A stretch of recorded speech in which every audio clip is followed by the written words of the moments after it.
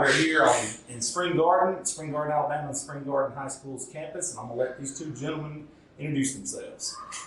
Coach Jason Howard, head football coach, Spring Garden High School. Coach Barrett Ragsdale, defensive coordinator, Spring Garden High School. Coach, I'm going to start with you. I got to meet you guys last year. It was an honor to have you guys come in, Sparks, and you and I stayed in touch over the phone and came by and seen you guys a few times. But last year, you guys made an amazing run all the way to the semifinals, basically Final Four of football. I know you're not satisfied with that. I could tell by the weight room today that you guys are still got something to prove and still really hungry, which is a good thing. But kind of rewind the clock and give us a little summary of last season, and then we're going to start talking about the off season and then moving forward. It was a good run last year. Moving up from 1A to 2A, I think a lot of people questioned us and doubted if we'd even be able to make the playoffs. And even some people here in the community, I believe, did the same thing. So we really felt like we had something to prove going up classification. And we sort of took it on ourselves as to represent 1A football too, to show that, a lot of times people think, that's 1A. But the fact that we could step up to 2A and make it that far also, I think represented really how good football is at the smaller school level also. But it was a good run. We had sort of been building towards that, and this upcoming year for several years, that group of seniors last year and the group of juniors last year, which will be seniors this year, is sort of the nucleus that we had built around for several years. So we wanted to go ahead and make sure that, we didn't have a letdown just because we went up. And even though other people might have doubted us, I don't think our kids and our coaches never doubted the fact that we could make a run in it. No doubt. Now, same question for you. Defensively, you guys played lights out and very physical football. You and I talked about this in the weight room. From a defensive standpoint, where did you guys seem to make your biggest strides last year? I think like Coach Howard said, our juniors and seniors were heavy laden with skill players. And I think our secondary guys, our D-line, linebackers, secondary all improved as the season went on. But I think our secondary-wise, we really stepped it up, and we were able to, if somebody busted through at the first level, our secondary did a really good job of tackling and coming up, and they would hit you just as hard in the secondary as you get hit in the interior. But like I said, we got some hard-nosed kids, and they work hard, and we were outmanned just about every game, weight-wise and size. But our kids just hard-nosed and got after it and got better each game last year. That's what you got to do to make it as far as we did last year, and really prove some people wrong. No doubt. And Coach, back to you. So when I walked in today, you actually had your girls in there, and I think this is really huge, the way you guys do things here. Every athlete in the school, period, male or female, works out in the same weight room, and they do the same agility drills and the same weight drills. Can you talk about that and how you guys manage that extra part? Well, first comes from all the coaches together being bought into the fact of what we're trying to accomplish in the weight room, which is developing the athlete and developing to where not just the athlete, but we really, the part of the weight room that goes overlooked, everybody thinks about strength, speed, which is huge, but you also develop to avoid the injury bug. And, we put a lot of emphasis on developing things that we feel like will help all sports and the kids not get hurt and be able to get through a season without getting hurt. But once you hit sixth grade, the second half of your sixth grade year, we go into just safety on what we do in the weight room. Then from the seventh grade up, all sports, including cheerleading, goes through the exact same workout. Our boys, girls, everybody does the same thing. We add like necks to the guys and take that off girls and add a supplemental lift to the girls just because girls really don't need the neck exercises that football players do. But for the main part, we've been doing this for years. We're probably pushing about 10 years doing it this way, and we've had success across the board in all sports. So, all the coaches here bought into the workout. If Coach Rack, Coach Dana sees an exercise they want us to implement, we implement it across the board for football also. If Coach Ragsdale and myself sees one we want implemented for football, we do it across the board for basketball and everything also. And it really has helped our overall, everybody always talks about the culture here, Yeah. but it really has helped all of our sports buy in together. No doubt. It's a beautiful weight room as well. What I like about it, each group that left it better than when they found it picked up. Beautiful. I think it's a testament to you guys. Coach Ragsdale, I want to ask you a question. You and I talked about this in the weight room earlier about being undermanned and kind of having an edge, though. But you guys actually accept that and actually love that role, being a little bit undersized, but being in shape and outworking people, so to speak. Can you talk about that a little bit? Right. And these guys, when they talk to you, they can tell you a little bit about midway through the season. I told them, like I told you in the weight room, on Thursday we got them on walkthroughs. I told them, I said, hey, Friday nights, my favorite time on Friday nights. I said, when we come through the gate, I turn and I look at the other team. I said, and everybody, coaches, players, they look at us coming through the gate. It's almost like they were looking, hey, where's their varsity at? So we'd huddle up down there in the end zone. I'd say, hey, in about 30 minutes, let them know where their varsity's at. There we go. And I don't think anybody doubted after about a quarter of us getting after them. There you go. No doubt. Oh, these guys will hit you. I love it. Now, Coach, this off season, let's start moving fast forward, and we talked to you media days. This is a little bit more depth. What are some of the key things that you have some guys that graduated? I believe you guys had how many seniors? 20 or 30? No, you had 13 seniors. No, we got 13 coming up. We only had six seniors from Okay, last 13 year. coming We up. got 13 coming up. Okay. Who are or what are some of the key positions that you got to have guys step up in? Of course, our big three that we lost was Riley and Weston and Luke, and we'll have to have people step up and at the quarterback position, which Chaz I think will fill in there fine. Andrew Floyd will step into that back row. Cam Welch will step into the back row. Defensively, we really, with especially Luke and Weston, those two were beasts on defense. So we're really going to have to do some work and have some people step up right there. Offense, I think we'll be okay filling right in with it. But like I said, on those two spots on defense, I think we'll have to really, have somebody step up. No doubt.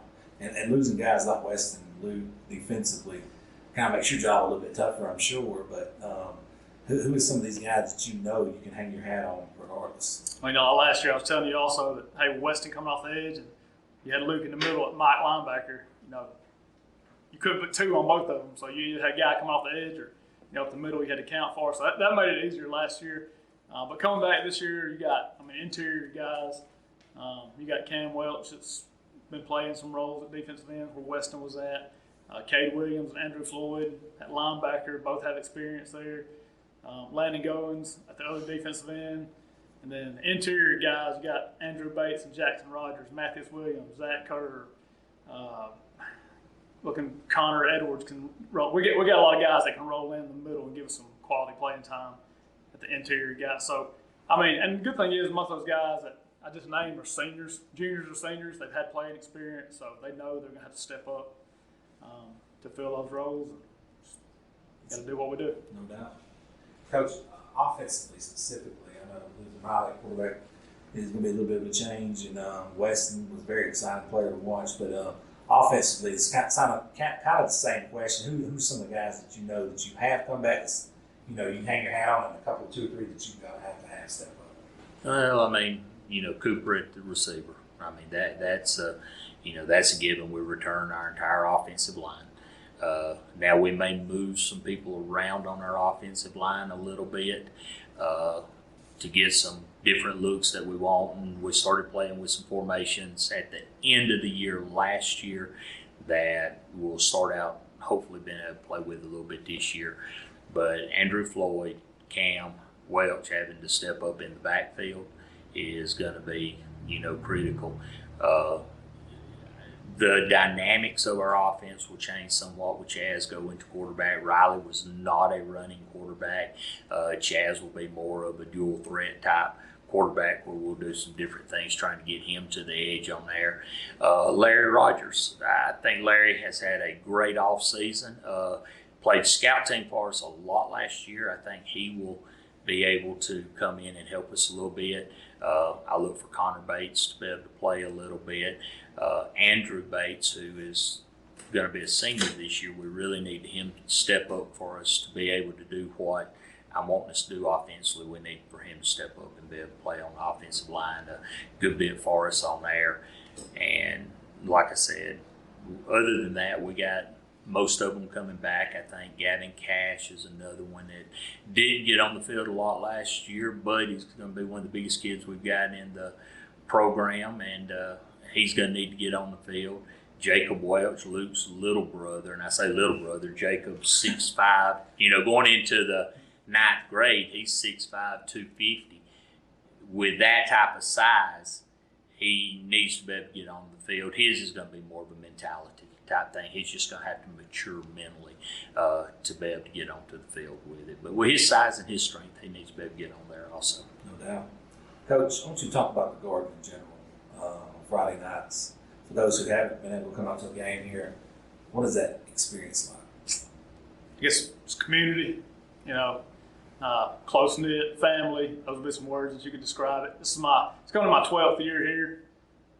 It's a special place. People really care. You look up in the stands and you can see people that have been in Spring Garden for a long time. You can see kids and their parents and their grandparents, generations of people that have played at Spring Garden, and it really means something to them. It's a special place that people come and they stay. You can look on these trophies around here. You see a lot of last names that are playing now that some of their parents and grandparents, played here, and it's a special place, and people genuinely care about it, and I guess that's how some would feel. It just feels, I don't even know. He's been here longer than I have. Very special. It's a special place. It is. There's no doubt about it. Coach, before we shut this video down, in your eyes, if blank happens, we're going to be successful this year. What is the key ingredients you think of this upcoming season that you could look back and say, if this happens, I think we're going to be all right?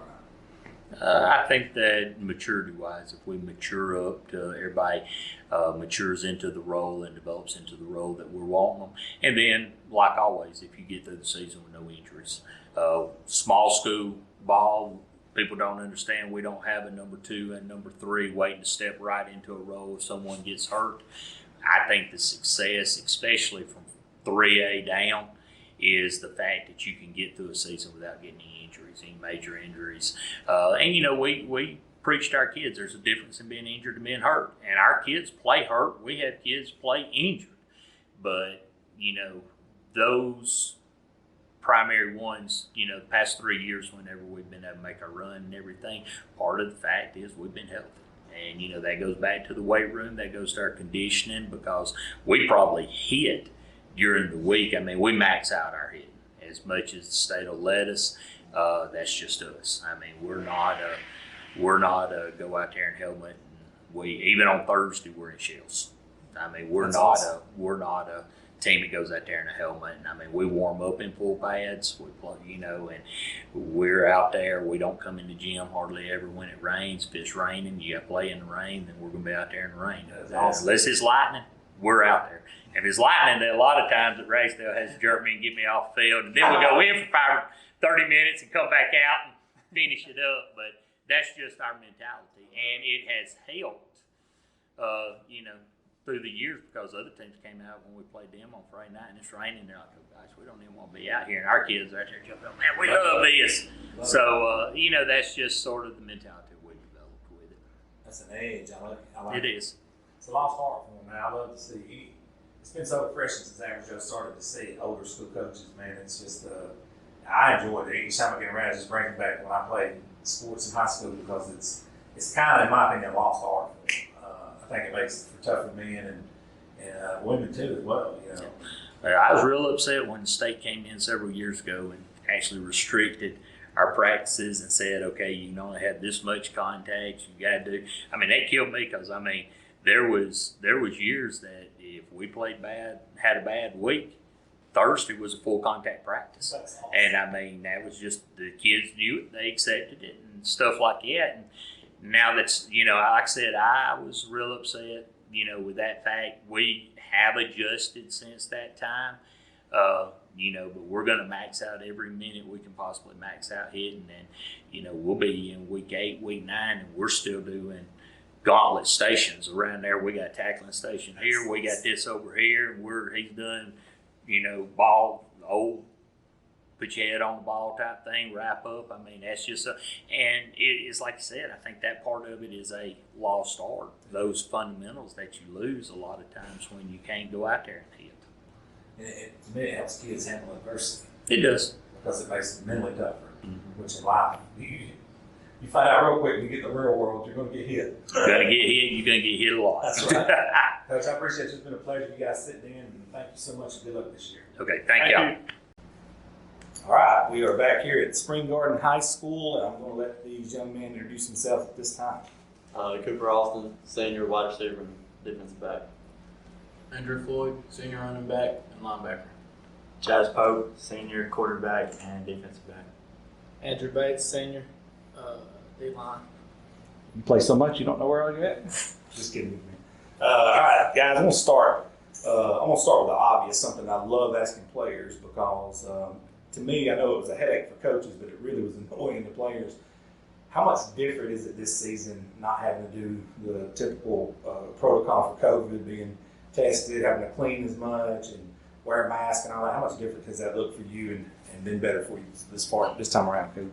I think the only thing really different is not having to wear a mask. I think Coach Howard and they do a good job of cleaning the locker room up, and I know every week each class has an object to do in the locker room cleaning. So I mean, it's something we do year to year throughout. So Same kind of question. It just makes things easier. Makes less time. No doubt. They pretty much said it. I think the biggest thing would be wearing the mask too, because wearing a mask while you work out is not very good. Get you in shape quick, though. It does. Cooper said it. That getting us to clean the locker room is a big thing. No doubt. And it's second nature. I mean, you got this gym in your football facility, all very, very nice. I'm going to start right back over here with you. It's you guys' team now, man. Seniors. You're heading into your last off-season workouts.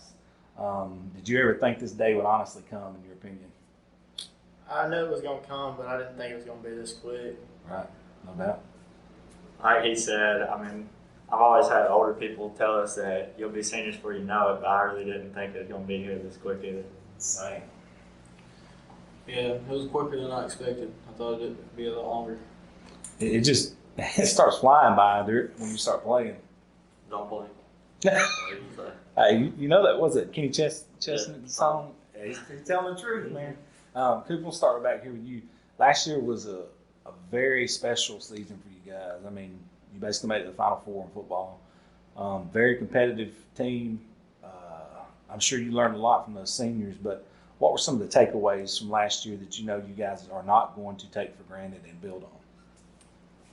Well, making it that far in the playoffs is not a given. And you know that you got to work hard every day. You got to strive for that or to get farther than that. And I think our team is, like you said, competitors, and we're going to keep trying to push ourselves to be better than what we was last year or the year before that. And it's just something that us seniors really don't have to worry about that much, is pushing each other, because they're going to push themselves. No but doubt. still trying to push everybody. We're just not going to take every snap for granted. Go hard every play. No doubt. I think making it that far definitely motivated us and the rest of the team to work harder this year. Because I mean, we worked hard last year, but just coming up short, I feel like it's just gonna make everyone want to work harder. Back to what they said, working hard and pushing everybody is going to help making it again. Now, Farther. you guys, I watched you guys work out. It's pretty intense. As you get, rolling into the summer workouts and you start getting closer to football and start dialing it in, you start, getting the smells of the grass and all that. What does those feelings feel like to you personally out here in Spring Gardens? It's a little bit different here than any place I've ever been. Home. Feels like home. I like it. I think it's like a bittersweet feeling because this is your last time to do it as a player, but also you're ready for the season and excited to get it going. No doubt. I've gotten chills from the very first time we ever stepped foot down here. Love it. Been better ever since. Can't say anything else than that, Joe. Yeah, it seems special out here, man. It's a little bit different in most places we go to. This upcoming season, with this being your last football season, I want each one of you guys to tell me something you can guarantee you're going to do for the team personally, on a personal level, that sort of speak that's going to make this team better. Be a leader. Try to bring along the young kids. Try to help them out. Any kid during practice don't know exactly what to do. Try to help them out. Try to push them to be the best person they can be. Gonna give the team everything I got. There you go. I'm gonna say hold people accountable and give it 100% every play. What they said. I like Push it. everybody. Let me ask you this: what's those feelings going to be like when you come out of the tunnel, opening night of your senior year? Can you envision what that's going to feel like?